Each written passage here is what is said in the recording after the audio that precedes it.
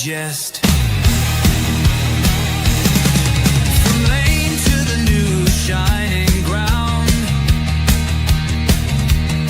echo chants where the legends are found. Heroes carved in the heart of time, we march on through grit and grime. Oh Tottenham, Tottenham till I die. Raise the banner, let it fly high. Through the rain, through the fire, this is my club, my only desire.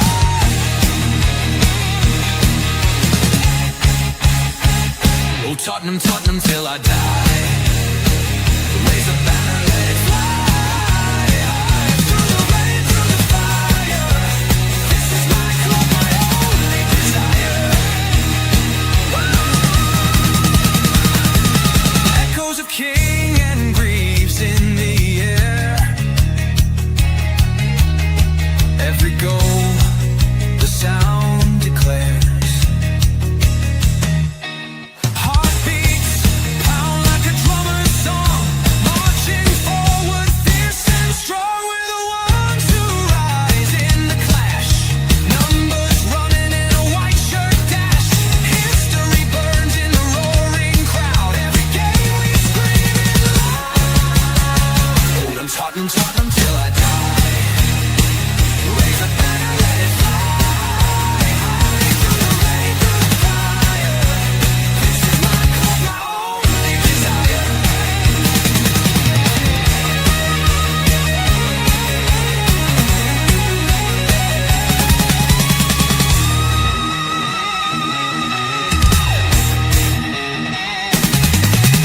We're the ones who rise in the clash. Numbers running in a white shirt dash. History burns in the roaring crowd. Every game we scream it loud. I'm Tottenham, Tottenham till I die. Raise a banner, let it fly high. Through the rain, through the fire, this is my club, my only desire. Hi guys, and welcome to THFC Till I Die, home Tottenham past, present, and exciting future under Thomas Frank as he leads us to glory. And yes, this is Newsbeat. This is the transfer window roundup of the day. All little bits and glips, rumours, bit of rumours around the more news on the Morgan Gibbs right deal as well, because I've got the very latest on that as well. Just let me put that up on my other monitor so I know exactly what I'm going to say. Let me get it for you there, guys. There it is. Yeah, there we go. Right. And yeah, anything that comes up, of course, we're bringing to you first and fastest, as we always do. Any breaking news, anything that pops up within the stream. Tequila is going to join me in about 10 minutes, so he's going to join me tonight for a little bit of banter and a little bit of thing. But how are you all? It's Thursday. We're, 72 hours away, or 48? Are we 48 hours away? Yeah, I think we're 48 hours away before the first preseason game of the 25-26 season. And I tell you one thing, can't wait. I'm so looking forward to it. Really need. Yeah, I need the Simon Jordan, Tequila, as you said. I do. I need the man who is Simon Jordan. We don't know what Tequila looks like. Now, I reckon it's Simon Jordan's alter ego is Tequila. I reckon, just putting it out there. But let me know, guys, how you feeling. Give Jordan a call. But anyway, guys, let me know, and we will talk about. I'm going to talk a little bit as well, guys. Tonight, I want to start this off with Tequila gets in, and I will bring all the news up when Tequila gets in. I welcome a few people in, but I want to ask you a question. It was banging around in my head last night after last night's show, and I was doing a little bit of looking around, and I saw the bill Nick Gates are being put back up, and I put a question into our members chat in a WhatsApp group. Have Tottenham lost their soul?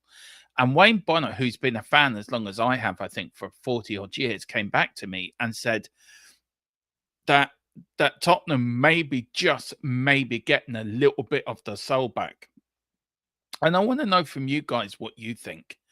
Over the last 24 years, did Tottenham Hotspur lose their soul? Did the spirit of Bill Nick completely disappear from the club? And we were soulless. We were not the team we were. And suddenly under Ange and now with Thomas Frank, have we now got a little bit of our Tottenham back? A little bit of belief that we can go on and be successful. So I wonder, guys, what you think tonight. But let's welcome a few people in. Of course, we've got Giant68. He says, big up, Dermo and chat. Big up to you, Giant68. Doing any new players in before the weekend? Look, I'm half expecting Morgan Gibbs White to be announced between now and Saturday. If I'm being honest, I don't know what the hold up is for that. So you never know, but there is a few players we're interested in. There's a few also players that are looking to go out as well. So we'll give you all that this evening. Big up to Anthony Lynch from West Cork. Big up. It says, evening, Dermo. Please, some good news. Well, you never know. You never know what happens. You never know in the next hour or so. Anything can happen. Anything can break. Anything can be sent to me. So, yeah, well, let's see what happens. Big up to Hog God 10 as well. Big up, James. Hope you're doing well. Good evening, Derm and chat. Big up to Hog God 10. We've got Tequila, who's joining me in a few minutes. Said, you need a sexy guest, Dermo, a man who backs the courage of his convictions and who maybe owned Crystal Palace. I reckon you are Simon Jordan. I reckon you're just his alter ego, to be fair. But who knows? Big up. Hi, Dermo. Lots to talk about. Athenia, any updates? I'm waiting. The problem is I'm waiting for a massive update from the people I use. And he's been busy, of course, with all the other stuff he has to do. But I'm hopefully within the next 24 hours, I should have a major update for you. But I do have a little bit on Morgan Gibbs White, also about Paulinia as well. And also a little bit about an interested striker. That's all I was told, that Spurs are also interested in the striker from Spain, but need to shift for Charleston. A little bit about Richie as well, because another Brazilian club has come in for him as well. Big up to Wayne Bono. Says, good evening, everyone. Hope you're all well. Hope you're good or naughty. Either works here. Well, if you're going to JSY stream, Wayne, that will be your cup of tea. It really would be. I had such a giggle in there last night listening to the girls talk. A great channel as well, guys. So do get over there. The three of them are great crack. Some of the songs, Wayne, would have been right up your street. Honest to God, you and Carl, you would have been in seventh heaven last night. I think with Conte, Mourinho wasn't our DNA. Ange and Frank seem more like us. The Gates would definitely help. However, as much benefit it may have, Saudi investment takes us. So, look, I think it does. I agree with you, Neil. Look, I'm not going to sit here and be a hypocrite. Look, me and Philip Brady before the last World Cup, we were very critical of the Qatari and the Saudi Arabian and all their sort of, I'm not going to go down the road, but the human rights bits is well documented, is well out there in the news. But I think if Saudi Arabia did come in and buy the football club and buy the football side of it, I think every one of us would be an absolute hypocrite, because every one of us would turn around and say, right, we're going to now go to the next level. And I think you have to be very honest with yourself. Are you going to really sit there and say, I ain't going to support Tottenham while this ownership's in charge? I would bet you any money between, a pound to a penny, every fan be absolutely delighted because they've got rid of Enoch and Levy. Look, if I had my way, I prefer an American owner. If any owner is going to come in there, and that's just my preference. But if a Saudi Arabian owner came in, you would be a hypocrite to say, you'd be cutting your nose off to spite your face, saying, I ain't going to support this. Of course you are. Of course you're going to support. Of course you're going to support this. Of course you're going to get behind, because they'll have the money to back the manager with the players that we need to bring Tottenham to the next level. So he says, also, in my opinion, I get you. I do get you. But how would you feel, guys? That's the question for you. If we got Saudi Arabian investment, how would that make you feel? Would you feel a little bit uneasy with it, or is it, sod it? It's they're backing our team. They're coming in. They're putting money into the club. So it's a hard one. But for me, I think you just got to go with it. You got to roll with it. You got to slip the punches. Just roll with it, slip the punches, and go with it, because you got no other option. You're either going to be sitting out there on your own, or we're all going to be complete hypocrites and say, right, we're going to get behind this. I'm sure some Newcastle fans had their sort of own moral, thoughts on this and morally where they stand. And I think when it comes to your football club, you just want your football club to win. You want your football club to become the best in the league. You want your football club to be the most successful team in the league, and you want to get there. And you look at Newcastle, they didn't win anything from the 60s. They won something last season. Now they're going to want to build on that. And Newcastle have been spending quite wisely in the summer, this summer as well. So look, if it came to it, it was a Saudi owner. Look, you get behind it. Of course you would. Of course you would. And it'd be the club, and you want the club to succeed. But my own opinion, I prefer American owners. But look, you take what you're given. Look, I'm not trying to say that I wouldn't support the club or I wouldn't buy anything. Of course I would. I buy stuff now. Now, to be fair, under Levy and Enoch, I buy all my tops and all my Tottenham home tops. I mean, I've just bought the new home top and last year's away top and the third kit. I am getting the away kit and a hoodie next week for under €100. You go to Spurs, expect you a whole kit will cost you near enough 150, 200 quid. So I'm refusing to pay that. I wouldn't pay that amount of money. But let me know, guys, what you think. We've got Giant 68. I'm waffling because I'm waiting for Tequila just to get himself set up, or Bootleg Jordan, as he's calling himself. He says it lost its soul when Old White Hart Lane went. Do you know what? I think so as well. I think the day that stadium went was the day the music died, as the song goes. It was the day football died, I think, within Tottenham. But look, we've got to make the new stadium our home. We've got to make it our very home. Can you hear me? Or are you still tinkering away there? Just tinkering away. Okay. Did Tottenham lose their soul? I asked that question last night, Tequila. And I just wondered, did they lose their soul a little bit? Have they lost their soul over the last 24 years? I wouldn't say they've lost their soul, no. I wouldn't frame it that way. Identity and soul. I don't think identity and soul are exactly the same thing. They've lost their identity a bit. I wouldn't say they lost their soul. The soul's still there. It's just a bit suppressed. Not depressed, suppressed. Yeah. Yeah. And look, I was just talking about Saudi ownership or American ownership, and a lot of people, when the World Cup came around in Qatar, there was a lot of people saying it shouldn't go there and everything. Where are you on it? I mean, I just said we all will be hypocrites if Saudi came in and bought the team, the club. We'll be all hypocrites because we will be behind it. Where did he go? I will come back in. And Jarrett Giant says, "Big up, right? News, right? This is what I've got for you guys. This is what we're all here for, not me waffling about Saudi takeover.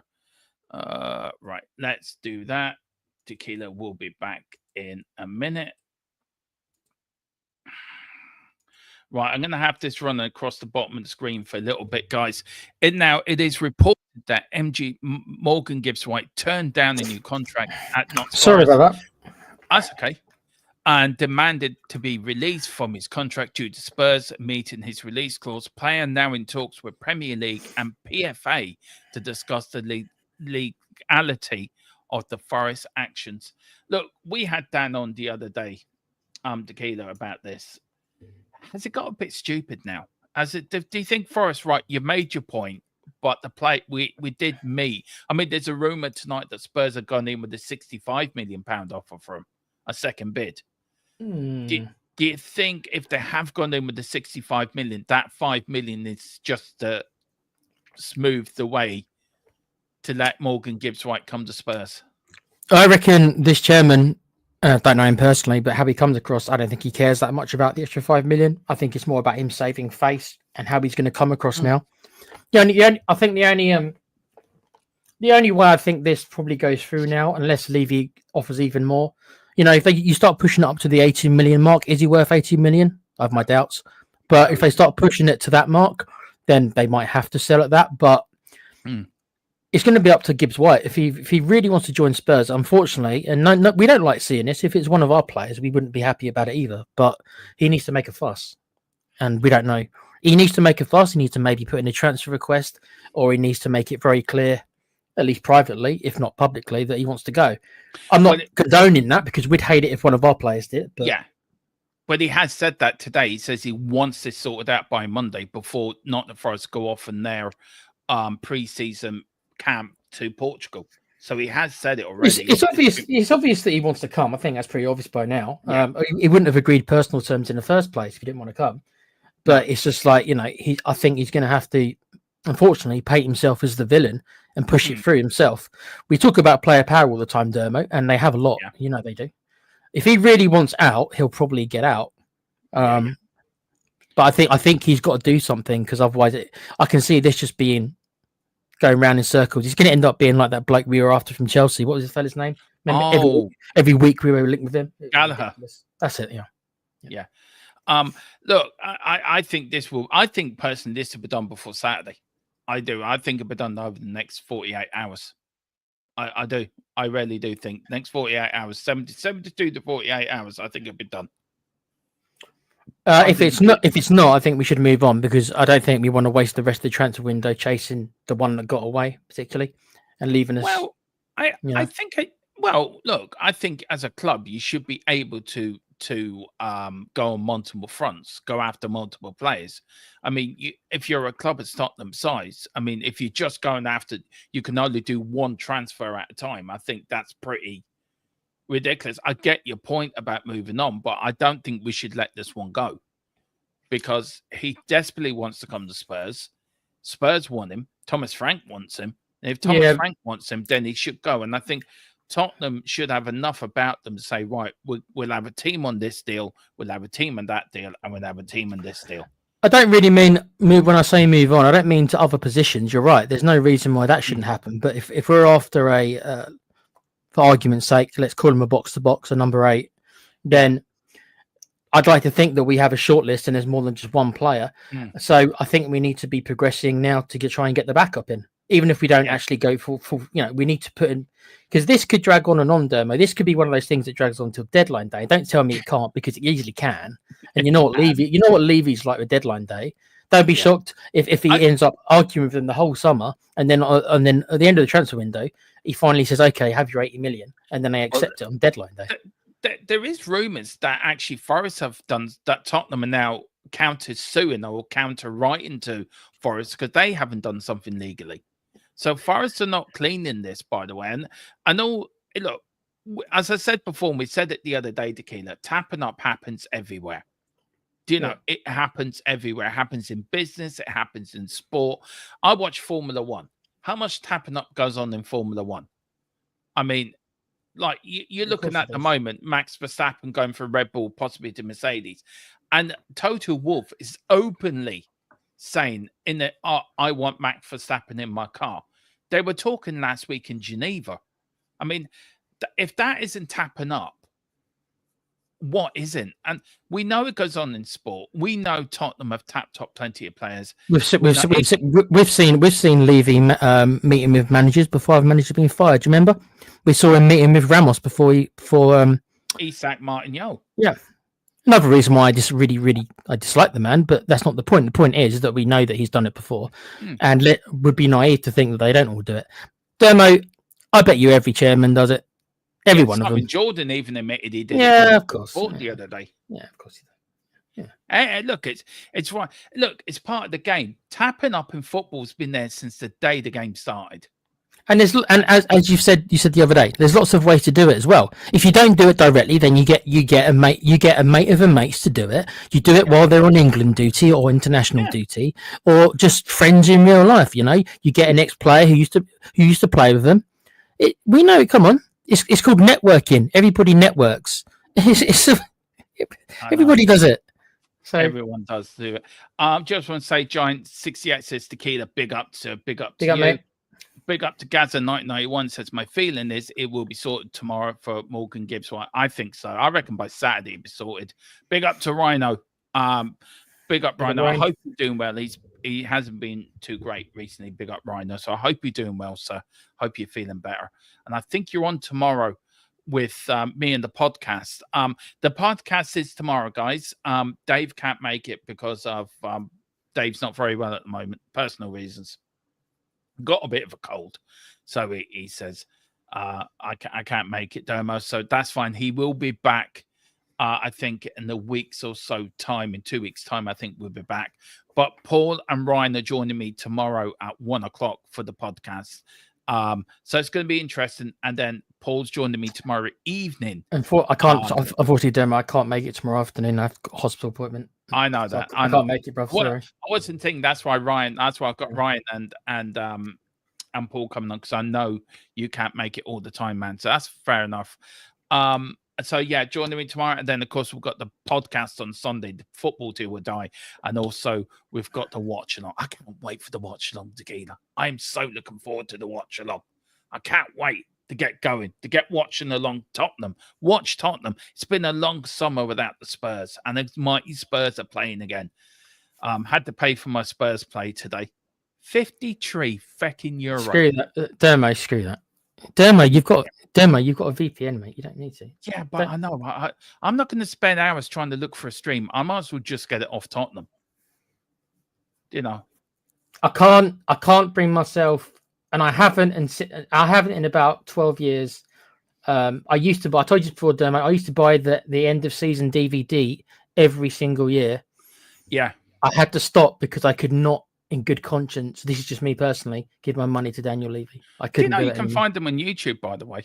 And that's the only way that I'd be willing to get them now, would be to find them like secondhand copies or something, or in CEX or something like that.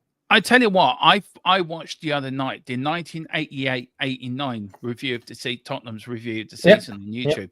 Yep. There's some great games. But Ryan says, big up Dermo and Tequila. Why is the Forest owner being so stubborn? Just let MGW free so we don't have to deal with them again. Because Ryan, it's about saving face, mate. Yeah. So it's you know, he's got a healthy ego on him, just like Danny Boy and a lot of the chairman, not all of them, but most of them. So they want to save face. He wants to save face. He wants to be a hero to his own fans. So he can't afford, for his own reputation, to let it go, so to speak. It could be that he might really privately already be like, well, I know I'm not going to be able to keep him now. And this could all be a massive facade just to make sure that he ends up being, here's a term that some people might not know. He might end up being the baby face, the good guy in all this. He wants to come across as the baby face, the heroic, the good guy, the underdog. This is his way of doing it. He might have already accepted that the player's gone. The price might not be quite determined yet, but he might already have accepted, okay, the player's gone. But if they've accepted 60 million, and that is the release clause, then they can't ask for any more. 60 million is the price. You paid to 60 million. I think what's wrong with him, and I meant to say it the other day, and he only came to me sort of after, and I was kicking myself. I think he's more angry with that he made the asking price so low. And this is why they were trying to tie him down to a new contract. He's without the release clause, and he's turned down that new contract. So I think he's pissed off because, excuse my language, but he's pissed off because I think he goes, Rolex, I've made that release clause too low.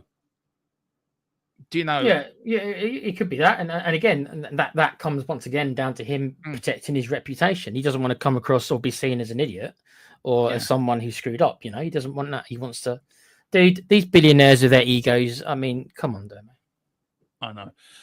Look. I think personally myself, I just think he dubbed Crystal Palace in for the Europa thing, so he dubbed them into UEFA. Yeah. I don't think he covers himself in glory. He berated Nuno at the end of last season. He said something about VAR and something about FFP when Forest got deducted 12 points or points last season or season before. You know, he has a reputation of doing this. Daniel Levy with all these faults doesn't really say much, does he? Apart from the odd time. Daniel Levy rarely has a media presence. You might hear from Mm. him once or twice a year max. No, he isn't like that. He doesn't come out. I say he doesn't come out and say silly things. He said he was going to win the league and the Champions League. I borderline think that's silly, but it's not the same thing as what the Forest chairman does. No, you're right. Yeah. Look, I just want to bring this out. This is non-Tottenham, but I've just saw it in one of the group chats and it's from Touchline Football Coverage, also by Ben Jacobs as well. Are you ready for? Are you sitting down, Tequila? Go on then. Breaking, right? This is all rumor. I don't know if it's true, but Ben Jacobs, he's a reliable source anyway. Saudi Arabia are ready to send Real Madrid a 350 million offer for Vinicius Jr. They're also offering him, are you ready for this? 1 billion a year salary on a 5-year contract. Can I believe it? Yeah, I can. It will destroy football. I mean, Simon Jordan says this a lot, and I am bootleg Jordan tonight, so I'll repeat what he says. It's stuff like that's going to destroy football. It is. It's mind-boggling. $1 billion a year. So why would they? I don't know if somebody can actually in the chat let us know how much that would be a week. I know I'm not great with maths. I can do the maths, but not right now, Dermot. I mean, you just divide it by 52 weeks in the year, innit? So fucking that. Someone get a calculator out because I'm too lazy right now. Yeah. So somebody get a calculator and put it in the chat. 1 billion a year over 5 years. Jesus Christ. Where's for? It's not the game. That the game we loved, I think, it died a long time ago. And also, Tequila, I meant to say it last night or the night before when you last on with me. The football regulator has actually gone through Parliament as well. Now, it's gone to the House of Lords. I don't know if it got voted in by the House of Lords, but it has been gone through Parliament now. I think that's going to be very bad for football, having a regulator, having somebody looking over the game. I think every European league is laughing at us at the moment. I really do. I think it's going to destroy the game completely. I don't really want the governments to get involved there, mate, to be honest. No. It's not going to be an independent thing. Yeah, I just trust us as an Englishman. You don't want our government involved in anything. It destroys most things it touches. I'm not going to get too far into it because this isn't a politics show, but you don't want it touching anything, bro. Yeah, it did destroy something. Ryan says, is there any new names that we can go and get after MGW or where we get them? Not, we are getting them, Ryan, so don't worry. He'll be at Spurs. Don't worry about it.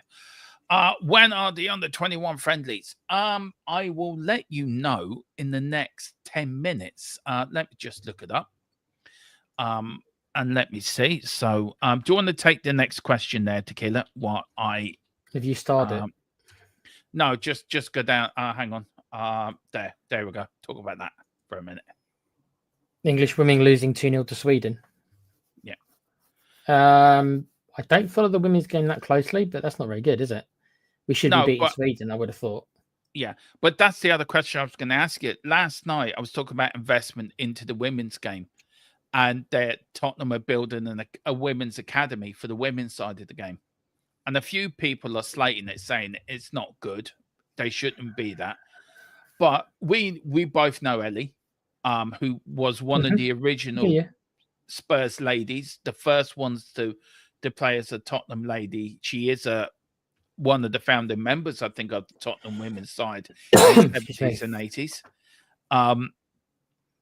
I think whoever comes in, I think the men's side and the women's side should be invested in equally, because they're all playing for one brand, aren't they? They're all playing for one team. So, and I mean, that's not going to happen, mate. They're not going to invest. They won't. I mean, if that's what you think they're going to do, they're not going to invest the same amount in a women's team that they would the men's team. No way. No way. They won't. There's not enough financial. Unfortunately, this is the world we live in. There's not enough financial reward for them to put that. It's hard enough to get. It's hard enough, as you know, to get Enoch to invest in the men's side, let alone the women's side. With the women's side, they might do it for publicity. That's different. For good PR, they'll invest a certain amount. but they're not going to invest anywhere near the same amount they would as the men's because the financial. I don't know how much the women get for winning their league, but it's probably peanuts compared to how much Yeah, the but men's teams get. they should be though, Tequila. There really should be that the women's game should have investment. Maybe not as much as the men, but there should be investment in. And I've got no problem with them Tottenham building an academy for the women's side. No, I think it's a great idea because it brings all the youngsters that are playing that are good enough to come through the system. And that's where you build. Tottenham's only the women's side's only a young side. We've got to one, I think, women's FA Cup final at Wembley. I've got no problem them doing it, Dermo. It's just I just wouldn't expect that kind of investment. I'd be very surprised if they go to those levels. Let's put it that way. Yeah. Right, guys. Just to let you know about the under-21s, they did play on Tuesday, which I was in hospital, so I apologize I couldn't bring that for you. And they lost 5-2 to I think it was Bromley. They lost 5-2 to Bromley. Now on Saturday, they're kicking off the same time as Tottenham are kicking off Reading. So I am going to cover the men's side. I do apologize, but they are away to Bournemouth. I will keep you updated. I don't know if James might be going down to that game. I will ask him if he is. And if he is, we'll get the pop on at halftime, give us a bit of an update. Tuesday, the 22nd of July, 9:45, where they're away to Leyton Orient for the Justin Edinburgh charity game, because Justin Edinburgh, who sadly lost his life a few years ago, former Tottenham defender as well, former Leyton Orient manager as well. So Spurs playing there. And then the under-21s then finish up on the 26th of July. That's the same day again. We're playing Luton. It's unreal, this. We're away to Woking. And then on the 5th of August, we are away to Enfield at the Queen Elizabeth II Stadium at 7:45. Now, if Tottenham are not playing that night, guys, I will cover the under-21 friendlies can, but during the season, any under 18, under 21, we'll be covering it live here on the channel. Any good youngsters? You're going to be watching the academies this year? Tequila, seen we're covering it. Will you be taking a bit of a closer eye to it? I'll have a look now and again. It depends when they're on, more than anything else, Dermo. It depends when they're on. If you're covering it, I'll probably end up watching some of your shows, and since you talk about them.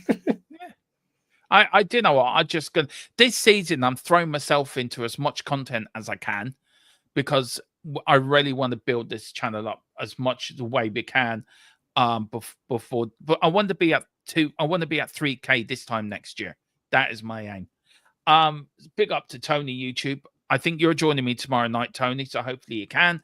It says 23 million a week ish. Yeah, sounds about right. Jesus Christ. And big up Billy in the years, Messi. You know what, Dermo? If that was me, I'd I'd do 1 week of training, and then no one would ever see me again. Yeah. I'd clip my 23 million. Because I'm not. Look, I can live. Look, I can live with 23 million. That'll get me by the rest of my life. No one will ever see me again. Dermo. Take my 23 million. Happily put a hamstring. Put a hamstring. I can't play, boss. Yeah. Sorry. You still get paid every month, Tequila. Like. That's true. 23 million a week. Yeah. Oh, my hand. Are you fit enough to play Tequila? Oh, my hamstring's a bit sore, boss. Nah, gaffer. Give it another week.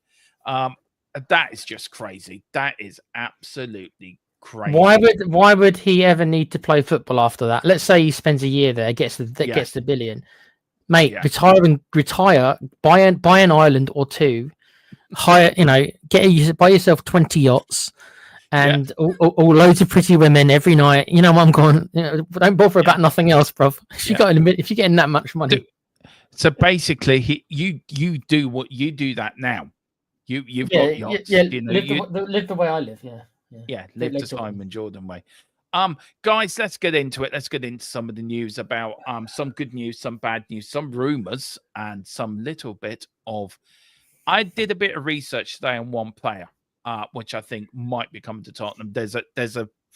I was on Transfer Market and they gave it a 29% chance it might happen. So, might happen. But this is how much we have spent so far this year, this season, so far this summer. We've had 8 players out, 13.5 million we've got in, but we have spent so far on 12 players 140.6 million. So overall balance already, we're down 127.1 million so far. What 12 players have we signed? We haven't signed 12 players, have we? What 12 I players? think youngsters as well. I think that's the youngsters and plus we've signed 5 players. So for the first team, but it's for the academies and places like that. But that's how much we spent so far. These are the 5 players we actually bought. We bought 25 million from Danso, 5 million for Tataki, 63 million we've spent on Kudus, and 35 million on Tel. I'm quite happy with them so far. 5 signings in. Are you, Tequila? Are you a little bit underwhelmed by them? Well, I think it's a little. I won't use the word sneaky, but I don't like it when, like Danzo.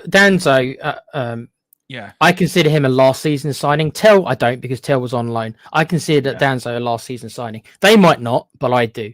So for me, I don't include him. So I look at the other. Just for me, this is how I look at things.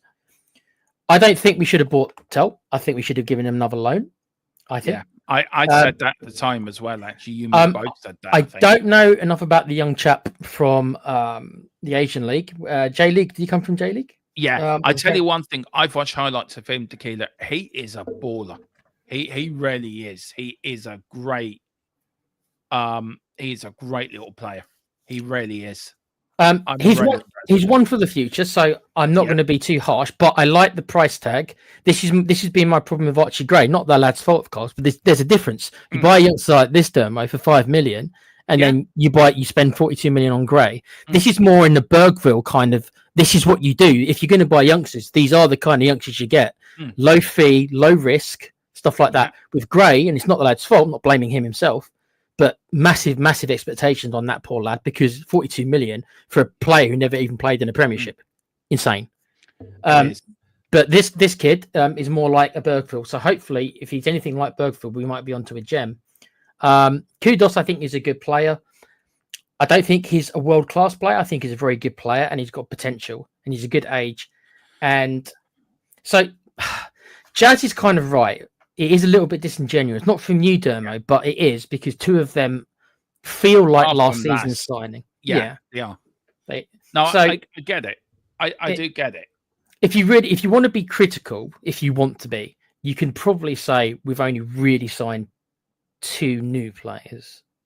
Yeah, I think you're right to question it. I think you're right to say that. I think you're right to say that. I think Jazz is spot on by that. 2 players, 25 million, 35 million are from last season. So, so you've only spent what, 63, 4, 5, 6, 7. You've only spent sort of 68 million. Like I say, I look at it that I will include Tel because Tel was alone. I'm not, but my eyes are not including Danto, but I am including the other 3. So that brings us to about what, more or less 100 million. Yeah. Look, I was with you. I want to Tel under another season loan with an obligation to buy at the end of that loan. I like Tel. I think he offers you a lot. I think he offers you something different. I think his enthusiasm, the way. Do you remember when he came on against Liverpool in the League Cup and he was shouting and berating Sonny? I mean, that's what you want. You want a player like that. And then he scored a very good goal away to Aston Villa in the FA Cup, which we lost, but he did score. Yeah, it was a good finish. Yeah, it was a good finish. Good finish. So, look, I do think, I think Danso's a good buy as well, to be fair. I think when we had the obligation, I think Danso did quite well. At that price, I think he's a sudden enough player. I don't think he's a world beater, but for that price, I think that's a decent business for that price. Is it a bit of a steal? 25 million. I don't know if it's a steal because I'm not sure he's going to be a starter. I think he's the 3rd choice centre back, and if you look at it from that squad game, I think 25 million for a 3rd choice is pretty good. Yeah. Do you know what? I will get to the rest of the comments. Big up to Darren Kilbane. Big up, Darren. Hope you do well. He says, apart from Kudos, we have done very little. Gibbs White in the balance. We had Tel Danso last season. We need to wake up. Liverpool, Arsenal, City, Chelsea are miles ahead of us. I wouldn't disagree with that, to be fair. Why City are allowed to still buy players? They signed a deal with Puma today for $1 billion. Oops. Yeah, But for $1 billion. I mean, that is crazy. just, you're talking about £1 billion player getting $1 billion a year. How are Man City allowed to do this with all the charges against them? And it's still, what we now? We're what? 30? Are we? How many weeks away from start the season? Probably what? 12 weeks? 11, 10 weeks? No, 8 weeks, 7 weeks, whatever. I don't know what it is, but it's end of August, isn't it? So you're looking at no, the Premier League starts the. Sorry, I'm just checking my. that's 6 weeks, isn't it? Yeah, the 8th. Manchester United playing on the 8th of August on the Friday. That's the first game. So yeah, The 8th you of really August. are. Okay, you're looking at 3 weeks then. 3 weeks then, and we still haven't sorted out the Man City stuff. I mean, how ridiculous! And it just really just. You know what, Dermo, and also I thought it was later on in August. There's only 3 weeks left, and I must say that when you're saying that to me, my impression now, what's just come through my mind is like, wow, we haven't done much at all, and there's only 3 weeks before the start. It's actually it's actually like, well, okay, we actually haven't done very much at all. We've got we've got Kudos, and we've got a young chap, the young Korean chap. But to be fair, if the first chairman hadn't been an asshole, then Gibbs White would have been in the door as well, and we would have spent 60-man players within 24 hours of each other, or 48 hours of each other. So really, I don't think you can blame Levy on Gibbs White. I think it's Forest that are making an ass of themselves. And Gibbs White would have been in. So you'd be looking at 6 players. You would be looking at Tell, Kudu, Tataki, and Gibbs White. So 4 players in. So you would have spent well over 100 million. I mean, look, Jazz says here, you pick up 70 million for Højbjerg. I think letting Højbjerg go is an absolute. I think letting Højbjerg go out on loan last season was a mistake by Ange. And I will always say that because I felt Højbjerg would have offered you something in that midfield when we were really struggling. And I just think letting him go, I think that was one of the wrong decisions that Ange made. Personally, myself, not because I'm a massive Højbjerg fan, and not because I think Højbjerg still could have done a job for Spurs. When I think of Højbjerg, Dermo, I don't think he's an amazing player, but I think one thing he's got which nobody else in our midfield has, and that's some steel. Yeah. I always go back to Keeler to the game against Chelsea. Remember when we lost 4-1, 4-2 against Chelsea, and he cleared the ball off the line. His reaction after that told me everything I needed to know about that man. He told me everything I needed to know about his passion for the shirt, for the club. And I think Ange made the right mistake letting him go. I agree with you. I don't really agree with you. I think he's a better player than you give him credit for. Where I will agree with you is the passion side of it. I do agree with you. I think Demo also. I mean, this is just my opinion, of course. I don't think we expected our midfield pivot, for lack of an argument's sake, let's say the 2 lads in midfield, to be so bad. And I include Bissouma in that. I think he was bad. I think he's ended up being quite a failure at Spurs mostly. I think Sarr is overhyped by us because we're desperate for our youngsters. I think Sarr's okay, but I don't think he's anything more than okay. And I think they were showing up a lot last year. Ange's tactics played a role. Of course they did. I'm not absolving him from any of the blame. He takes his share. But I don't think any of our central midfielders are lighting the world on fire. Bentancur was good until his injury. Yeah. Since he's come back, he's not been able. Hopefully he can, but he's not been able to get back to his levels before the injury. And I think that's fair to say. Yeah. So, but we didn't know that. When we agreed to let Højbjerg go, I don't think we thought that we'd miss him as much as it looks like we are. As we did. We did really miss him. Big up to Jessica. Hello, Jessica. How are you, honey? Don't think we're done yet. There will be a DM style player, centre forward, left wing to come with potential left back and centre back too. Yeah, I got a message the other day saying we are bringing a centre back. Another centre back is coming into the club. We are getting another centre back. So we're going to get another one. And striker for me is essential because I don't think Solanke. Look, Richarlison could be going to Brazil. There's 2 clubs in for him in Brazil, and they're willing to pay 55 million euro for him. So you get that for him. But also we're going through here. Big up to Jessica, and also big up to Terry White as well. Coming. Good evening, gents and chat. Big up to you, Terry. Tequila, these are the rumors.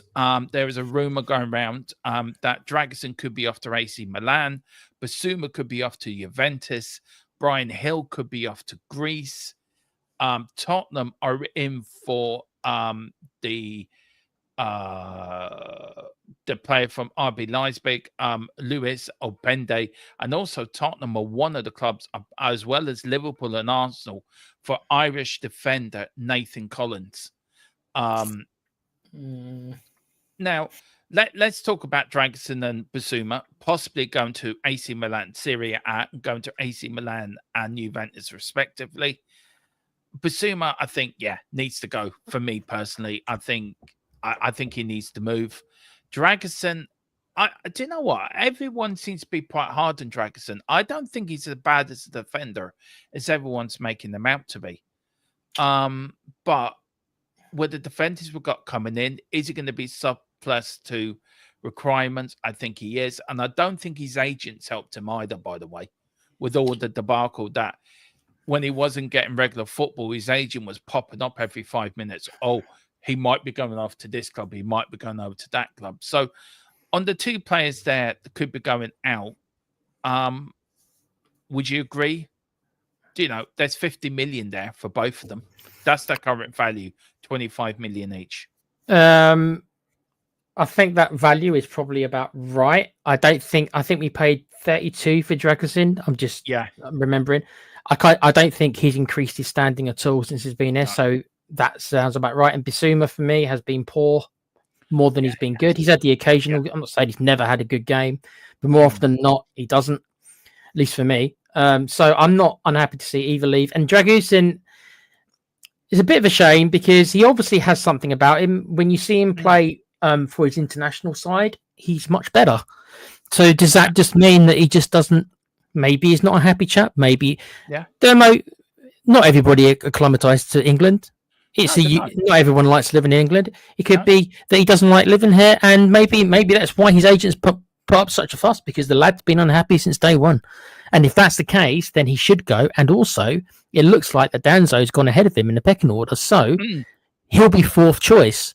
I doubt with him, if he was unhappy at being 3rd choice before Danzo came in, he's not going to be happy at being even further down the pecking order, is he?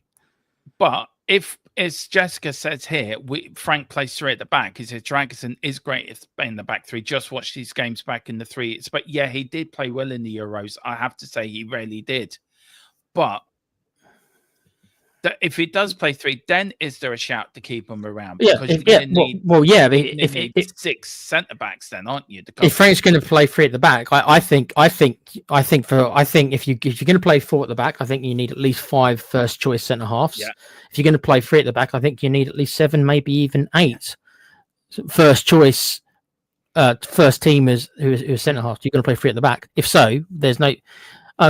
Is he going to be happy being 6th choice? No, but I'm just saying that, it depends. If Frank's going to play a 3-5-2 or a 5-3-2, whichever you want to call it, then or a 5-4-1, then by all means keep him. But I just think if it's only going to be a 4 at the back, look, the kid obviously ain't happy, and he's now further behind the order. He ain't going to stay. I don't think he's going to stay for another season if they say to him, "Yeah, mate, you're 4th choice." He ain't going to put up with it. I don't think he will. Frank also likes a 3-4-2-1, 2 10s, 2 6s, and 8s. Yeah, he does. Big up to Terry White. Says midfield needs a rebuild. Bentancur and Son need to be upgraded. I agree. Christopher, I think I know you're. Look, I'll get your thoughts on Son in a minute. Christopher Inshaw says here, Tequila, Tottenham Hotspur understood. This is by Ben Jacobs. Understood to have genuine interest in Wolves midfielder Joe Gomez. Joe Gomez. Yeah. Joe Gomez. I would not say no to that. I like him. Yeah, he's a good player. Do you think that he is The backup for if Gibbs White doesn't come. No, because I think Gibbs White will play more as an 8, box to box midfielder. I think Gomez could come in and play as a 10 and battle it out with Madison with the 10. But a lot of people have been saying that Gibbs White plays the 10 though. So yeah, well, I look, he does play a 10, but I see him more as an 8 personally. Just my own opinion. I see him more of an 8.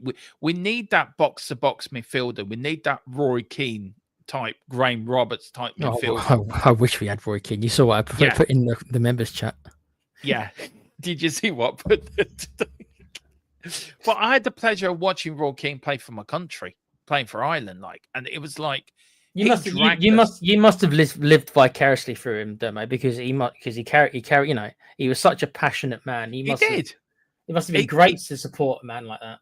Yeah, he carried us to the 2002 World Cup. He really did. He had his beef with Mick McCarthy, and it's coming out in a film, I think, this year, the Sapan internet. Oh, what happened in Sapan?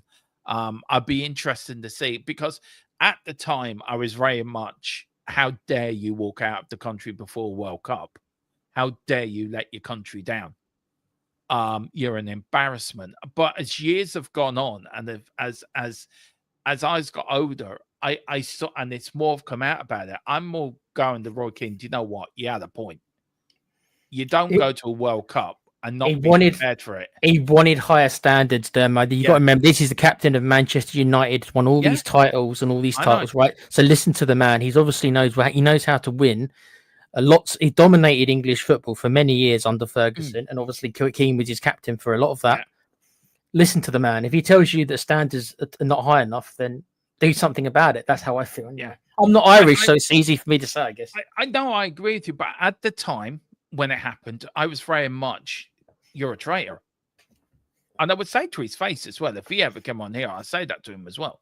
I said, I felt. Are you sure you'd say that to Roy Keane, Dermo? I would. I wouldn't back down. I wouldn't back down from him. You know me. You should know me well enough by now. I do not back down. You know me well enough by now. You better not have a training match with him then. Any point after that.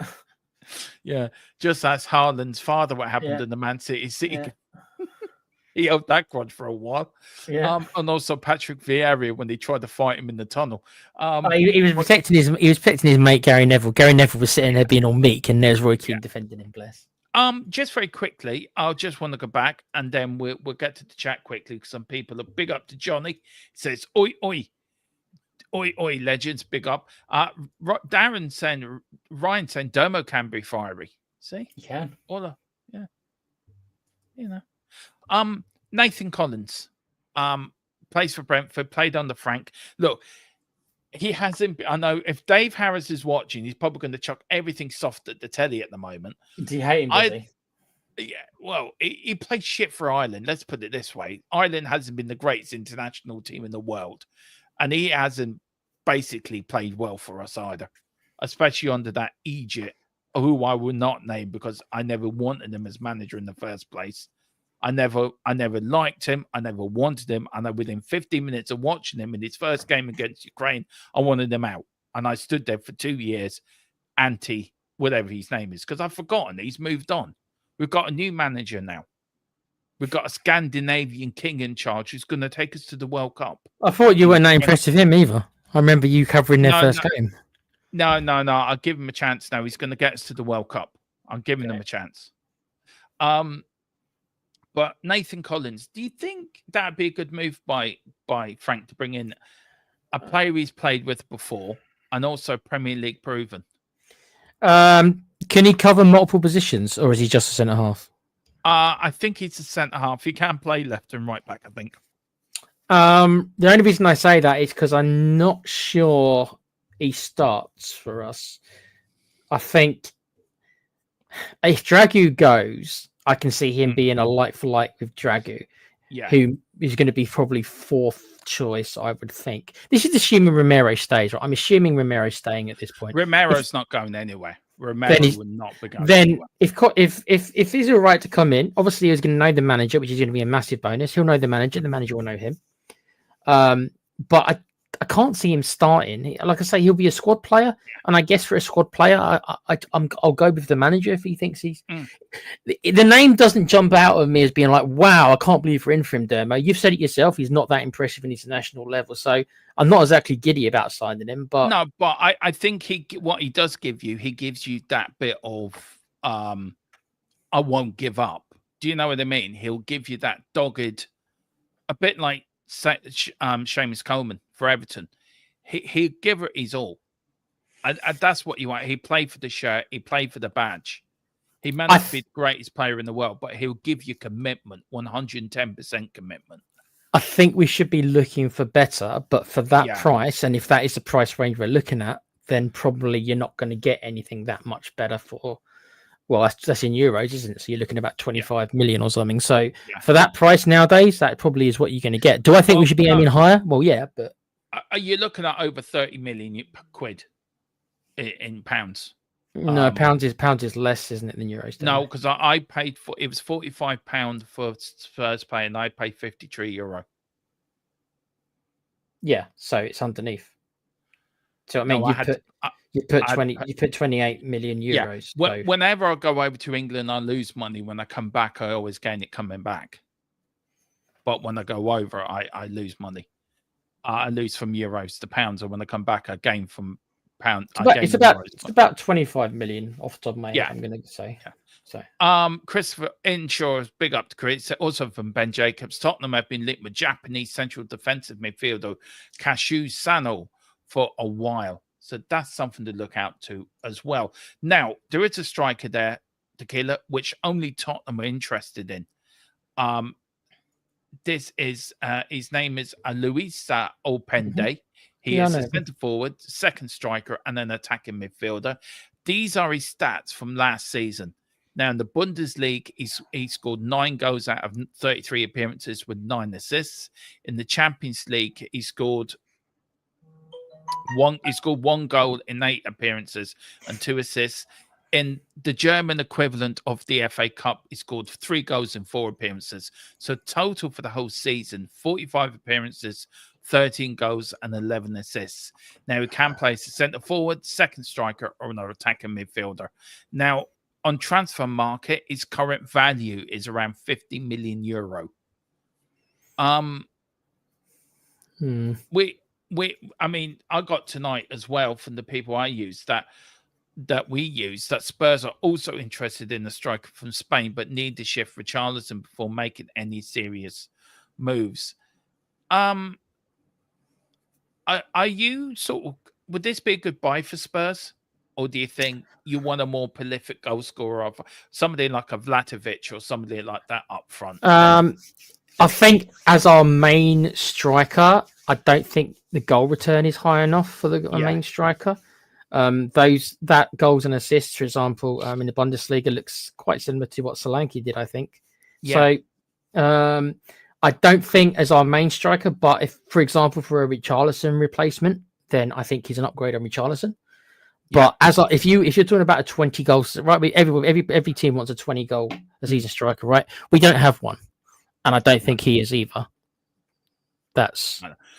I think the problem we've had, Tequila, was Harry Kane did both roles for us. Well, yeah, that's Harry Kane did. Yeah, and when he left, we now need 2 strikers to do the 2 roles.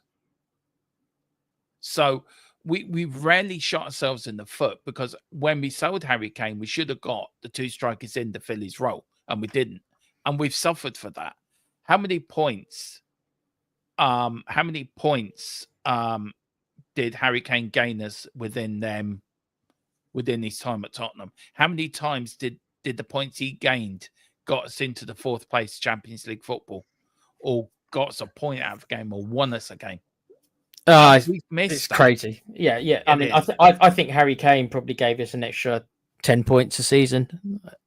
Like, I actually believe that. I think if Kane would have been in Ange's team, for example, we would have had at least 10 points more.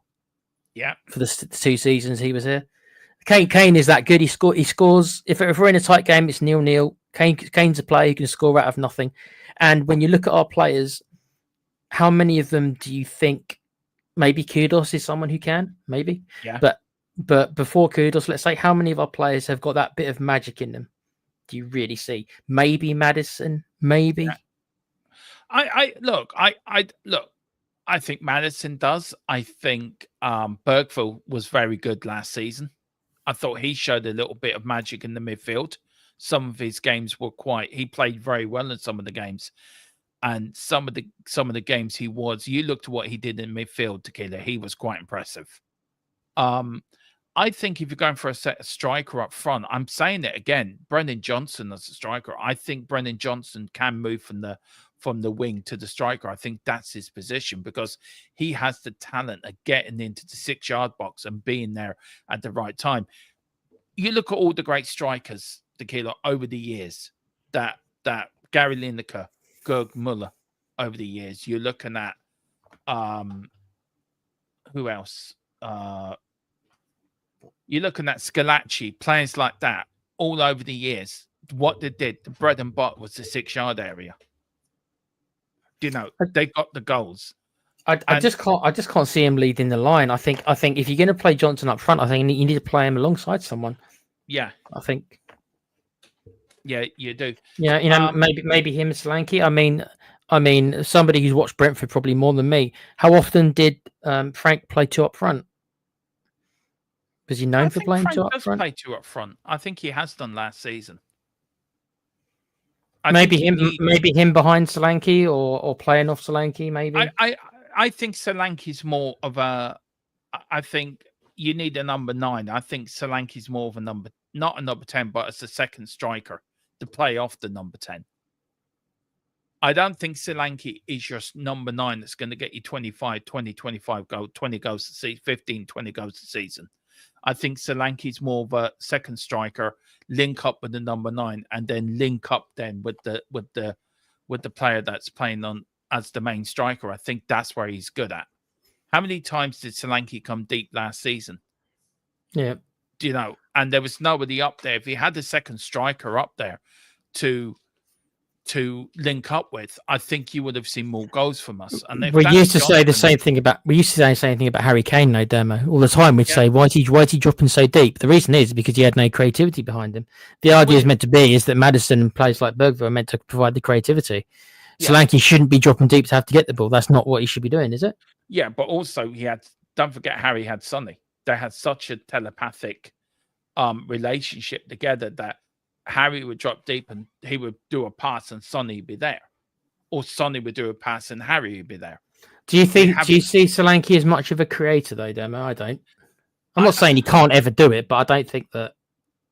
I don't see him much as a creator. I see him much as a striker that he's not going to be your striker that's going to get you 15, 20 goals a season. He's only done it once in his career. Yeah, but I said that, and I was shouted down for being negative. I said that he's not that player. Why be paying 65 million for a player who's not going to get his 20 goals a season? I didn't get it. I didn't get it at the time. I still don't. No. I don't hate the player. He works hard, and I thought he was okay. But if you're spending that kind of money, I thought you want more. And maybe I'm wrong. Yeah. No, I think you do. I think you're paying that money. You want somebody to score you 15, 20 goals a season. Yeah. You pay that for a decent striker. I'm not saying Solanke's not a decent striker. I don't think I think he's okay. I just don't think he's. I think Solanke sort of. We were very underwhelmed when we bought him to Gilly. You and me both were on air that day when that news came through. We signed him, and we both went. He proved me wrong during the season with his work rate, with the way he was a team player. He done very well, and he impressed me. But is he the man to lead the line to get you 15, 20 goals a season? Is he the man to grab you a point when you're 1-0 down, not playing well? Is he the man to nip in to get you the winner in injury time? I don't think so. I think he's more the man to be on the build up and be in the build up and set up the main striker for the goal. I don't think he's going to be that man. Maybe I'll be proven wrong. Maybe under a Frank system, you may get the best out of him. Maybe the Ange system wasn't good enough for him. We just don't know, do we? And we won't know until I think we're at least 10, 15 games into the season under Thomas Frank to see how it's all panned out. But at the moment, I think we need that striker. We desperately need a striker that's going to be up there and I scored just, 15, I 20 just, goals. I really just do. look at I just look at the teams. I mean, this is me assuming here, right? Assuming the Yeah, idea is to compete for top four. I use the word yeah. compete. That doesn't mean we're going to finish. Compete for the top four. Mm. I don't think Solanke gets into any of the top four team as a striker. No, I think no, I agree. I agree. I think Solanke gets into probably to. Would he get into a Newcastle? Probably. Would he go into Villa? He'd probably fit a Villa side. I mean, he wouldn't. He wouldn't. Isaac would blow him away. I think that's fair. Yeah, Assuming they even let's. He's still a Newcastle player at this minute, so let's say that he's there. I yeah. mean, no. I mean, Isaac would blow him away, but Isaac blows most strikers away. But How about Solanke at Manchester United instead of Hoyland? I'd probably put them in quite a similar bracket. Actually, I think Yeah, they're of a similar quality. Obviously the difference is that he's a lot younger, so he's a more chance of him improving. With Solanke, I'm not saying he's the finished article, but what is he? 26. yeah. I think he is 26. Yeah, So I'm not saying he's certainly not washed up, but he is kind of in his prime now. He might not get any yeah. better than he is. Whereas Hoyland, he's much younger. There's still a bit more room to grow. But some players bloom much later than others, so who knows? Yeah, but look, I just think that look, I'm just looking up. Where's Solanke now? Where is he? I can never find him. Oh, there he is, Dom Solanke. So we've got Solanke here. Last match stats season 27. He played 27 in attack. Please give me his goals. Okay, here we go. This is his players that he had a 20.5% conversion rate, and the minutes per goal were 245.1 minutes per goal. Total shots, including block shots, 44, shots on target, 26. He only scored 9 times in the league. 2 left foot, 5 right foot, 2 headed goals, 2 left foot goals, 5 right foot goals, 2 headed goals. In the last match stats, did he play the Europa League final, or was he injured? Didn't he come on? I'm sure he came on. Oh, yeah. But I think the last match he played 66 minutes, he scored 16 touches, 40% pass accuracy on 1 shot. That's not a player that is gonna. I mean, during his time at Bournemouth, 38 Premier League games finished as joint 4th highest goal scorer in division, netting 19 goals across the campaign. In the Championship, he scored 29 goals in 46 appearances in the Championship.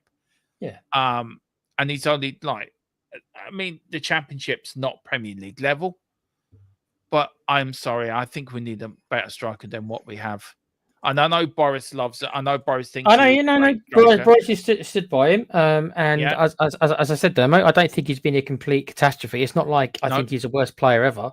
I think he's better than Richie for a start. So I just don't think he should be starting every week for us. I don't think he's of that quality. I think we need an upgrade up there. I think this is where we need to buy a decent striker. Big up to Daniel. 90. It says, big up Dermo. I'll pend 100%. I wanted this guy at Tottenham for about 3 years, but don't be put last season. This guy scored goals in Belgium, Holland, France, Germany. Yeah, I looked at his career today. He is a striker and a half, but is he the man? Right. I do not know what happened here. I think my camera had a bit of a meltdown, so I do apologize. It looks like some funky new design. It wasn't meant to be like that, but here we go.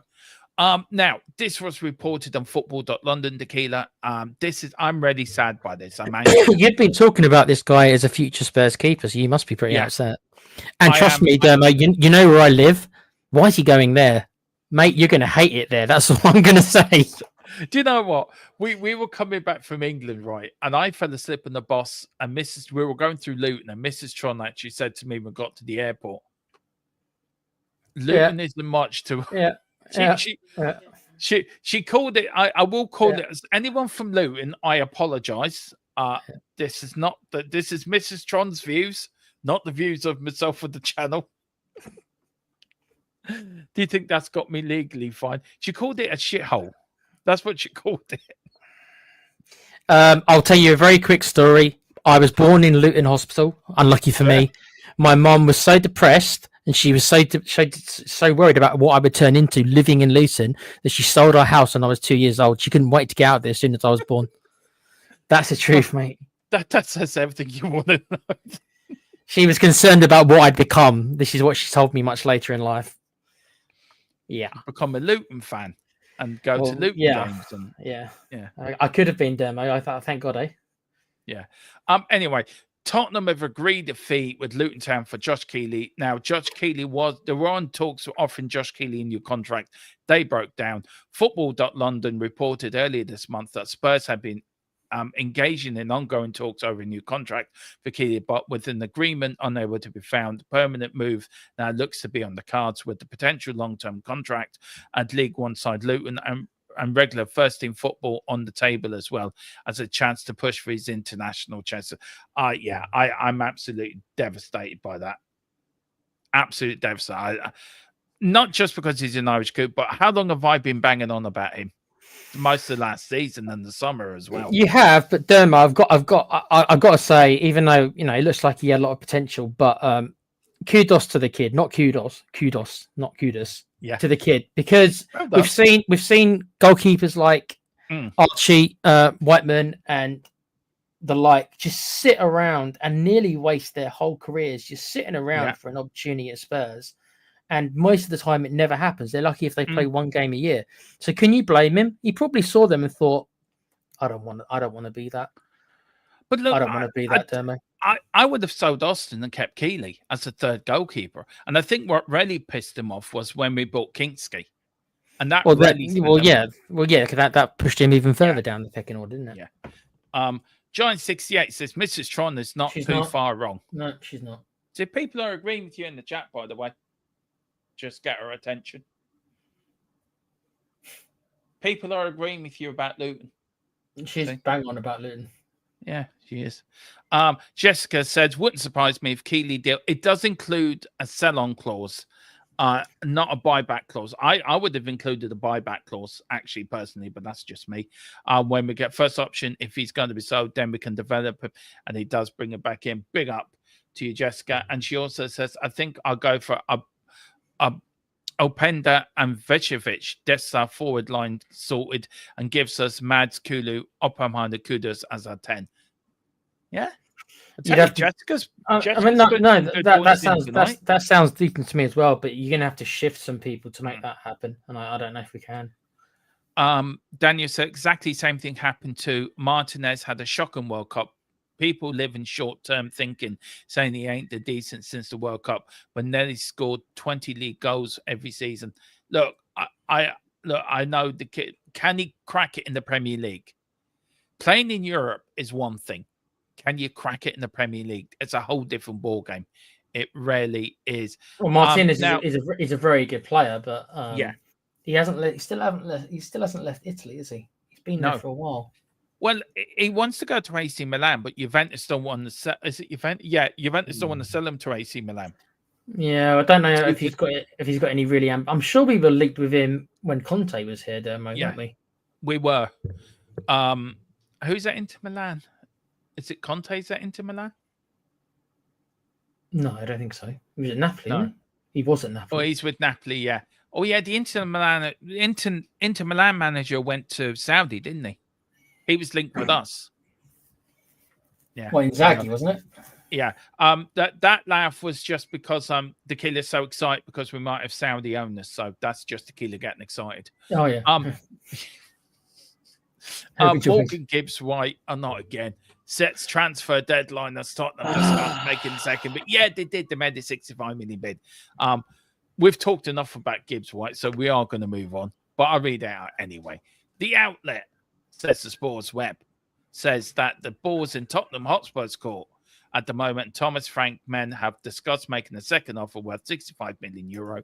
However, no such offer has arrived. Well, I think it has because Chris Cowlin said it had, and I believe Chris Cowlin arrived yet at Forest, and it's unclear whether it would be enough to clinch the transfer. He's coming to Tottenham. Everyone just calm down. He's coming. Just some chubby Greek. Oh, I don't mind anymore. I don't mind anymore, Demo. He's a good player, but it's starting to, coming. it's annoying me now. So it's just like, yeah. Well, the kid, you're so you got your name printed on his shirt and everything. I know you've told me that. Now he has this got a good is the name. one. This is the one you've been telling me about. 47 million midfielder is now keen to return to London after holding fresh talks with Tottenham this week. The Boot Room Football understands that Tottenham Hotspur have held round the talks with Bayern Munich midfielder Johan Palmeira in the last week, the Portuguese. Now, I got given this as well, that also Spurs have made Premier League talks with Bayern Munich Premier League over 43 million move. Players said to be extremely interested by the offer and the law of first-team football. Does this fix the problem we might have in midfield if we get this player? I don't believe it'll ever happen, personally. I don't know what. I think it will. I've said this before, and if you guys think I'm wrong, that's fine. But go look at the facts, right? Go look for our transfers over the last 10, 20 years, right? And you can count the number of players of his age we've spent money on. Most of the players we've bought in with that kind of age bracket have been free transfers.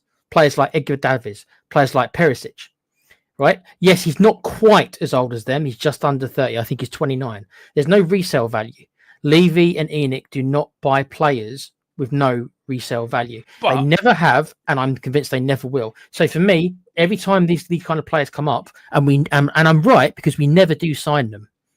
It's not like I'm wrong. Go look at the facts. We never sign these players. No, you're right. But so what are we talking about then? We've done. I'm not saying you're not, but I'm just saying we've done more in this transfer window than we did last transfer window. And I still think... Right, yeah, but it's the same policy, though. The policy hasn't changed, though, Dermo, has it? Well, you look at how old's got Morgan Gibbs-White. He's not 29, is he? Yeah, but the problem is football has changed over the years. Players are starting to play younger. So but assets deteriorate. Once you hit that 29, 30 mark, right? Unless you're a freak like Ronaldo, right? Which most players aren't. Unless you're a freak like Ronaldo who can keep up his levels into his mid to late 30s. Most players don't, right? The value goes down and down, right? Levy is a businessman. And until he is completely out of the picture, which I don't believe he is yet, he could be. But as of this minute, I don't believe he is, because the transfer policy is the same it's always been. So I'm telling you, we won't go for these players. There's no resale value. Unless Levy can get an extremely cut price, and 43 million is not an extremely cut price. If we can get him for 10 million or something, Levy might bite at that. No way we're paying full money for this why age. are we paying? I don't know how old Kudus is. He's 23, isn't he? 23, 24? Kudos. Let me see. He's 25. 25. Okay. That's just about in the bracket. He's a year older than I thought. But yeah. Because if Kudos goes up a level, then in 2 or 3... look, Spurs fans don't want to hear this. I'm just telling you the way it works. In 2 or 3 years, if he goes up in value, then Real Madrid or your like will come in for 100 million, and Levy, if Levy's still around, will go, all right then, just like we sold Bale, just like we sold Modric, they go to that next level. Levy does this with a lot of the players. He doesn't spend that kind of money on players of 29 years old. I think Paolini is a great player, but we should have signed him probably 3 years ago. Levy might have been up for that, signing him 3 years ago. But now at this age, Levy's not going to pay it. He only played 17. He played 68 times for Fulham for 2 years. Then he only played 17 times for Bayern Munich last year. Yeah. He is 30. I do look. I agree with you. That's not. I get what you're saying. We don't go for players in the sort of 28, 29, 30 bracket. I agree with you, and we buy youngsters, right? But I don't. I think this transfer window is different from any other transfer window. When have we ever gone in and matched somebody's release clause? We've never done that. We've never ever done that on the Trump. We've always haggled or gone in really low, and we've always ballsed it up. I just think there's somebody else pulling the strings. I think this is why this transfer window is more different to the one we had last summer. Well, if this signing goes through, especially the numbers they're talking about, then that will convince me a little bit that something has changed, because up till now, ENIC/Levy, if you want to call them different things, ENIC Levy, don't put money into players of this age because there's no sell on. And then Now, Gibbs White is also 25, so that we're buying 2 25-year-olds. So that's something we've never bought. We've never bought sort of 25-year-olds either. Well, Solanke, we bought that last year, so he was more or less in the same bracket there. See, 25 is still young enough to make money on. 29 or 30, you've just told me 30, so it's even worse. So 30, all I'm asking you guys to do is look at Spurs history under ENIC, and you tell me how many players of 30 and above. I said 29. I can now say 30 because Dermot's told me of 30 and above we have spent real money on. They've either been tiny fees or mostly free transfers. It's a history. We don't do it. Yeah. If we do it this year, then maybe that will convince me something's different. We've spent over 140 million so far this transfer window with 5 players plus the other youngsters we've bought and whatever we've bought within that 12 players. All players who can be sold on for decent money unless they are absolute train wrecks. There's money we'll get at least some return in our investment. It depends how much, how successful they are, depends on how much we'll get back. But with Paulinho, in 2 or 3 years' time, right, we don't get anything for him. No, I think it's a deal that I think it's a deal we might do. And I think I keep saying this transfer window feels so much different to the ones we've had before. And I still think there's something behind the scenes. I still think Levy's not pulling all the strings. I think Paratici could be back there again. But we know Paratici's back there again, pulling the strings, doing the plates. And I just think that we've never bought 2 players in one transfer window, both over 60 million. We've never done that under ENIC and Levy. We've either bought 60 plus million pound player and a couple of little players. We've never spent 120 million on 2 players. It's just not in quick succession. Do that. We just don't do that. So either Levy spending somebody else's money or somebody else is pulling the strings behind the scenes. Tequila, I would say this again. When have you ever known Levy to go in to a club and say, right, the release clause is 60 million. Right, there's 60 million. When have you ever known them to do that? Is that a match release clause? Not that often, but that doesn't mean that the policy is not the same. It could be that maybe the guy doing the negotiations is different, which he probably is, which is this guy who we brought in from Arsenal. It could be that he's the one who's actually putting the offers in. But Levy's still going to be the one who says, okay, this is the budget for the season. I said this before, that as far as I'm concerned, our transfer window is more or less proceeding as I thought it would. The only difference might be is that we're spending more money on a second player rather than getting 5 or 6 players of that 20 million mark. I have to disagree with you. I think you compared to last summer transfer window, I think we're doing better than we did last summer. I complained heavily last summer and I got shouted down. I think me and Dave both said we both got shouted down by saying we didn't back the manager. We didn't back Ange Postecoglou, and we got found out in the end because with all the injuries and everything that came about, we got found out. Yes, we won the Europa League. Brilliant, we won a trophy. But we got found out because we didn't back the manager in the summer, and we didn't back him in January either when he needed back him when we were going through all the injury crisis. So this window seems to be either it's Levy or somebody else. But I think Levy's also learned from the mistakes he made after the Champions League final. And I think he sort of looked at it, right, I've gone out and said on an interview, I want to win the Premier League. I want to win the Champions League. You know Carrington's coming. You know there's some sort of a board rift between Lewis's trust and Levy. Vinny's come in, Charrington's come in, and they've probably said to him, right, we're running the show. We're running the football side. You just concentrate on the commercial side. We're going to run the football side, and this is how we're going to do it. I just think that there's something different. And I'll stick to my guns on this. I really will stick to my guns on this. We'll find out soon enough. We will find out. And look, I understand what you're saying, that, you know, history does precede you, that if you look over the years, yes, you are right in what you're saying. But I'm saying to you, if you take a step back and look at this transfer window compared to last transfer window, last summer, this transfer window is miles ahead to where we were last year. before the start of last season. I can't agree with that at all, mate. I'm not saying last year's was good. I never ever. I was with you. I was underwhelmed by last year's as well. It's not like I thought last year's window was good. Was woeful. Yeah, but this summer I don't see that much difference yet. I think Kudos is a decent player, right? I don't think he's a world beater. We've paid more or less the same money as we did for Solanke, a little bit less, right? And we brought in 2 players who we kind of signed last year. One of them's a loan. I don't agree with the signing of Tell. We've already discussed that. I don't agree we should have signed him permanently. So how is this a fantastic window when I only really agree with one signing? I never did. I ever call it a fantastic window? Yeah, but it's no better than last year's. Last year's for me, it's a better window than last year. Based on which player has come in that makes it better.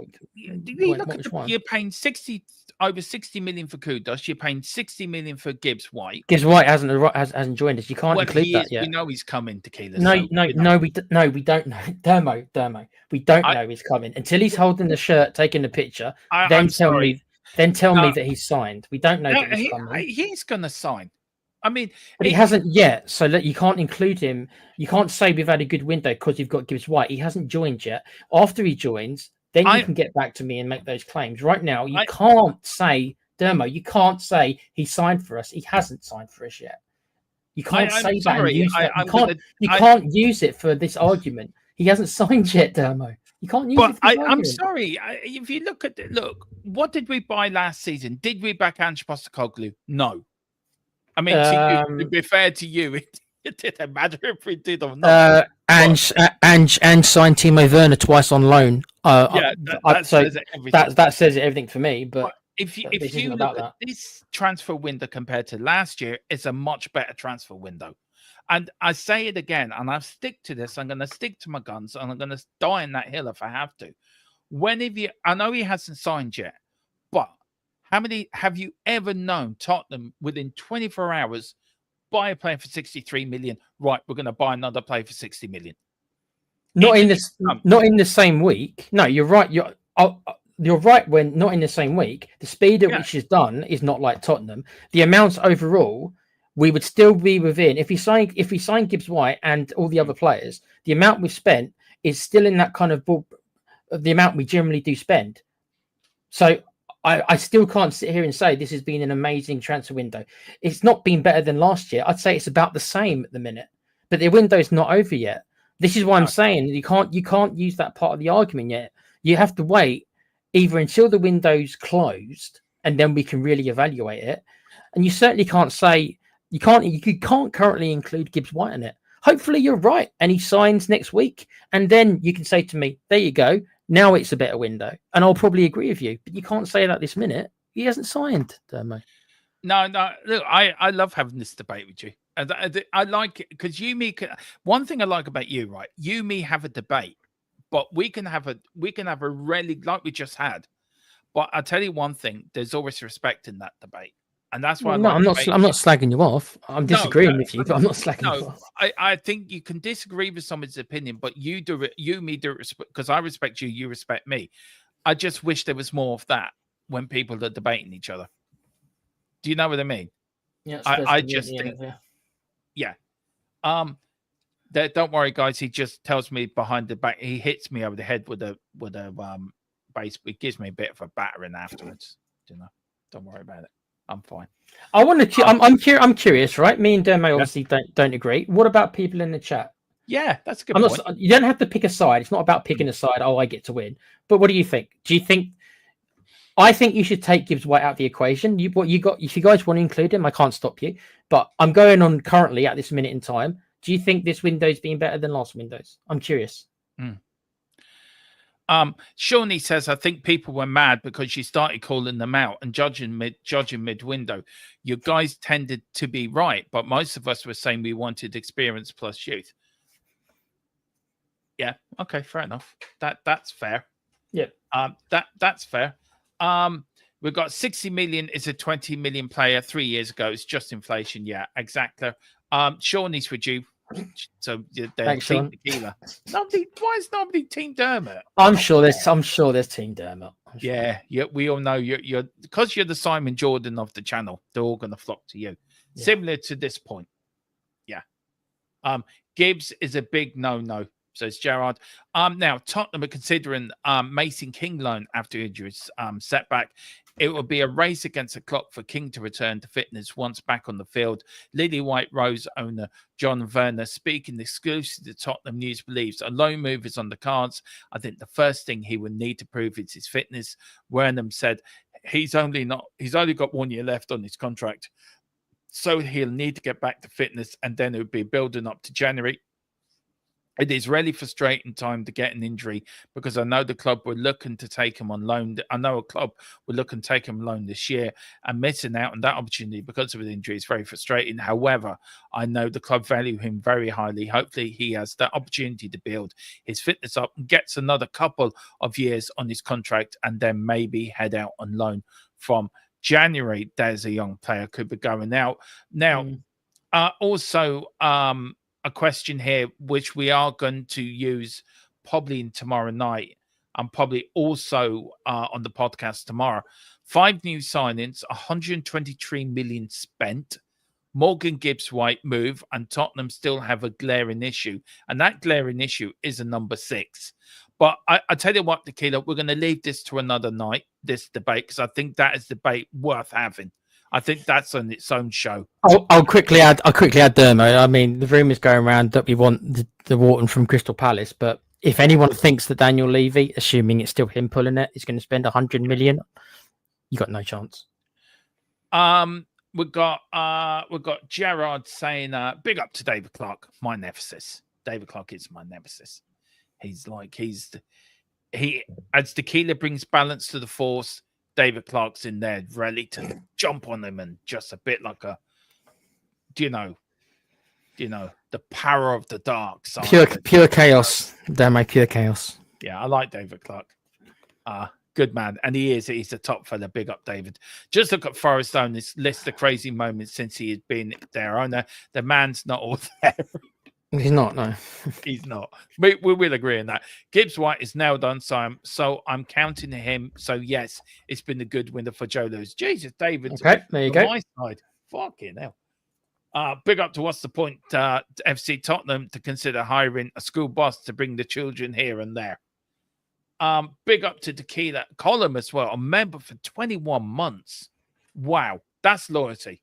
Yeah, that proves he really is a Spurs fan. Otherwise, 21 months. It does. But no, can I just say, look, I may front the show, and Tequila does as well. Column does a hell of a lot of work in the background, doesn't he, Tequila? He really does. You hate the tech guy, isn't he? To be honest, all the tech stuff, the intros, the advising me on thumbnails and how I do my PDFs now. It's all down to Column.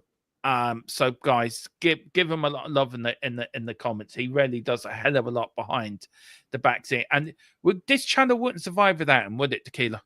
It really wouldn't. No, he's very creative bloke. You've seen his VPN. Oh, yeah. Speaking of which, Dermo, did I just remind you?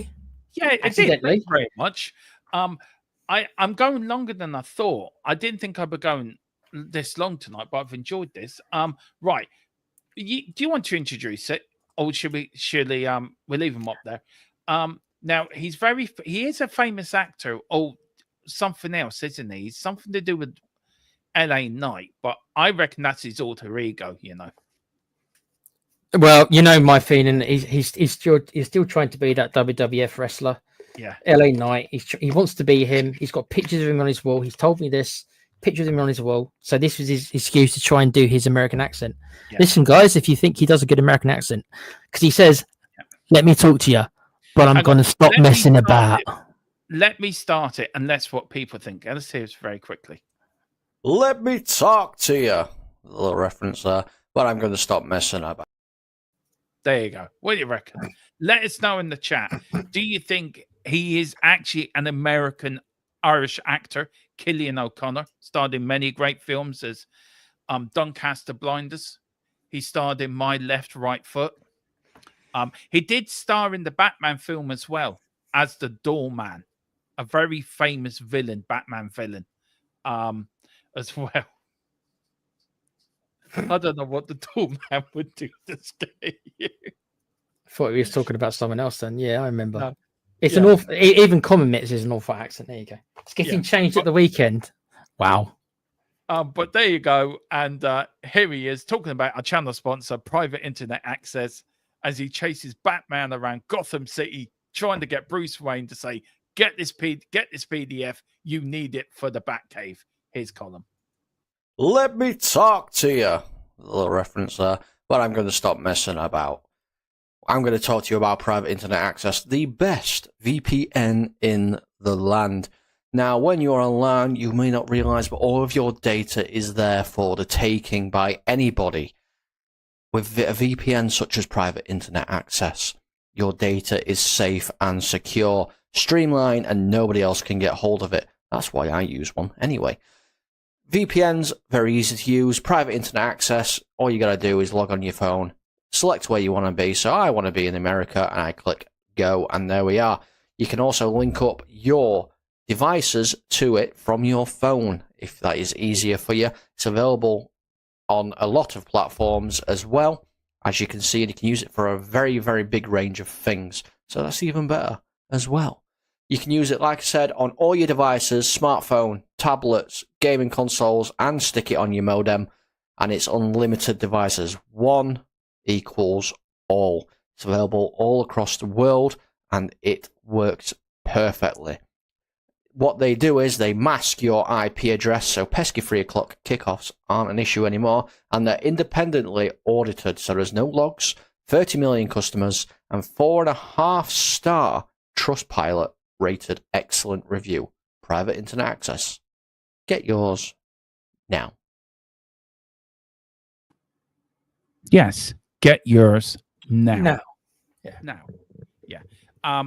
Yeah, I'm sorry I had to go off there, Tequila. The bat phone rang. Apparently Column's running around.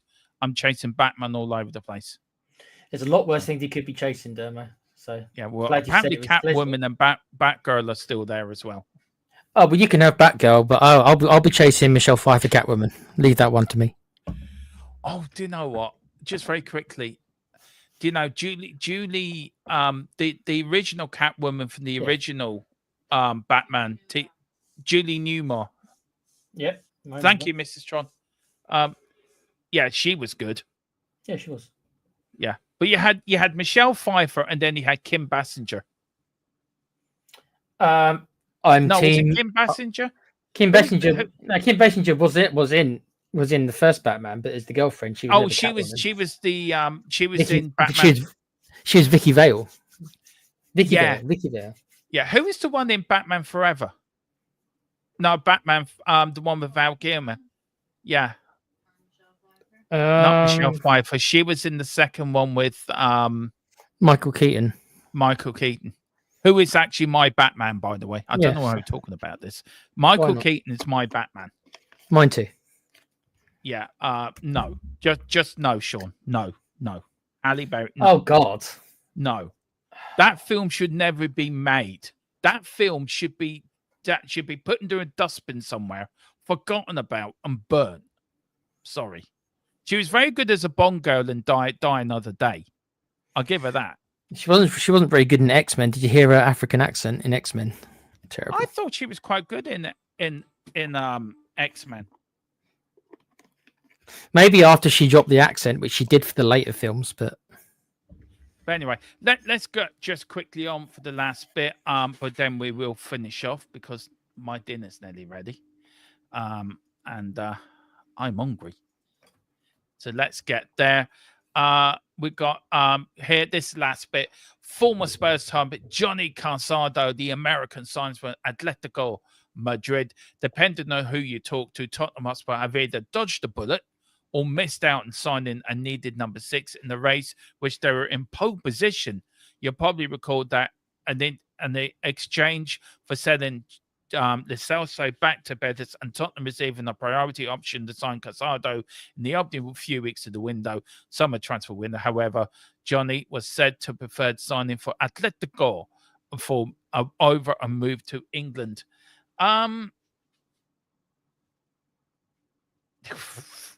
We had a chance, I think, but we had a chance. But I think the problem is that I think did nobody bother when we put this clause in place, so we'd have first dibs on him. Did nobody bother to actually ask the lad?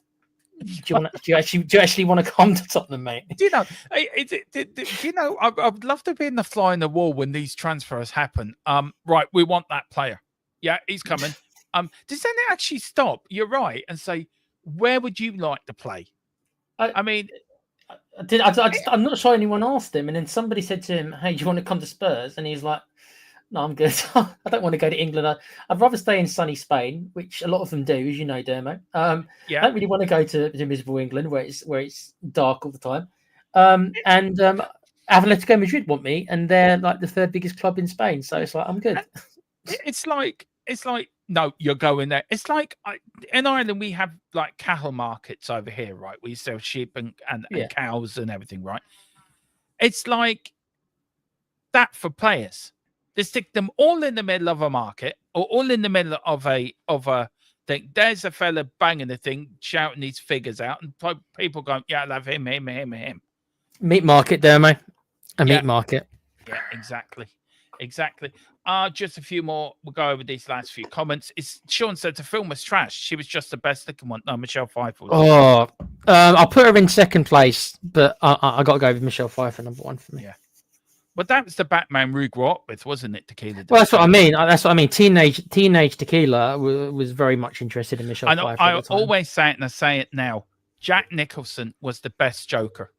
I know the one that played Joker in the Christian Bale one was the second best Joker, Heath Ledger. But Jack Nicholson, for me, you had Prince soundtrack. Yep. You had Jack Nicholson and Michael Keaton. I am sorry, they're the best. They're my number one Batman and Joker combination. I am sorry. That original Batman film, I think, is the best. I still think that's the best. I agree. You want to hear an argument? I still my favorite one. Yeah. I'm old. Julie Newmar. Full stop. Didn't Eartha Kitt play Catwoman as well in that original Batman TV show? I think she did. I'm not sure. She took over from Julie Newmar. Yeah, Eartha Kitt did. Yeah. Big up to Milton. Big up, Milton. Hope you're well, Domo. Yeah, I'm a lot better now. Thank you so much. And Tequila, smash the likes, peeps. Thank you so much. Cheers, Milton. Shawnee says, I watched him play for US and was horrified. Well, that's all we need to know. That's all we need. He was terrible for us. Well, there we go. We dodged the bullet then. Big up to Shawnee, our American, as well with what's his name? I've forgotten his name. Steve, along with Steve, our American player watch person. He might have said he wanted to come, but he didn't realize Atletico Madrid was interested. That's true. Whoever wrote the clause or the deal should be fired. Exactly. Yeah. Big up, unsubscribe just for that comment, Dermo. Which one, Com? That could be one of many comments. Which one push you over the edge? Many comments. I don't know what I said. Oh no. I don't know. He'll come back. Yes, she did, Dermot. Yeah. I just want to know, what did I say? I thought we were quite nice to him. He didn't like me calling him LA Knight. Did he not like it when you said he was the actor? I think it was about the Batman thing, saying Michael Keaton was better than Christian Bale. Oh, the Batman and Joker comment. So he thinks Christian Bale and Heath Ledger was a better Batman. But Com's only 19 years old. He doesn't know any better. Yeah, I thought he was 18. It was his birthday the other day. He's 19 now. Oh, is he 19? Yeah. Yeah, the problem with Com is that he lives on a different kind of time frame, so his years are like 10,000 days. Yeah, we're old gits. You are. Just in your head, think you are 19. Dermot says a lot that could be cancelled. Worthy, you need to be specific. Exactly. Right. On that bombshell, we'll leave it there. Tequila, do you want to plug where people can find you, sir? Obviously, I'm on here when Dermo needs somebody to fill in for him. Like I say, I'm going to be Ben Davis. I don't know how I feel about that, but I'm the Ben Davis role. I come in, I can cover a bunch of positions. I come in to be Ben Davis. Lucky me. Oh dear. So that means that I never, ever, ever will be fired, and I'll be here until the end of time, just like Ben Davis. But as for my own stuff, I have a gaming channel called The Play Pouch. I'm doing some zombie game called State of Decay. There's going to be Alien Isolation if people like Alien. That's one of my mates is doing that over the weekend. So yeah, if you like games and you like some middle-aged and crazy people playing games, then please join us. Cheers, Dermo. Thanks for letting me plug. Right. Can I just say very quickly, we just got some breaking news. Can we use it? He's going to let me know. But anyway, while I get permission to use the news I've just got, wait for him to go yeah or nay. Back tomorrow. It's in the... Yeah, I can. Right. Tottenham Hotspur have absolutely no intention, Tequila, of walking away from the potential transfer of Morgan Gibbs-White. The player only wants to join Spurs too, so there's no possibility of another club hijacking the transfer. There you go. We'll leave that on that bombshell.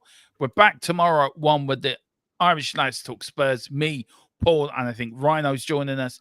And then I'm back tomorrow night at 8. I think Steve might be on with me tomorrow night with Paul as well, as we'll go over the week's news. It's a review of Tottenham's week and a build up to the first watch along on Saturday as we play Reading away in our first pre-season game.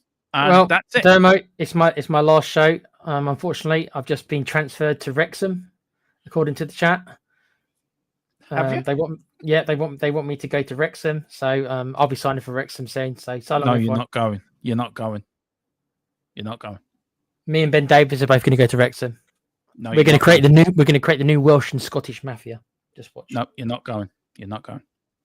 I've just signed a new contract, a year's contract with extra Jaffa cakes. What if Wrexham realise I've got a secret release clause, Dermo, and they've bid You haven't though. I wrote your contract.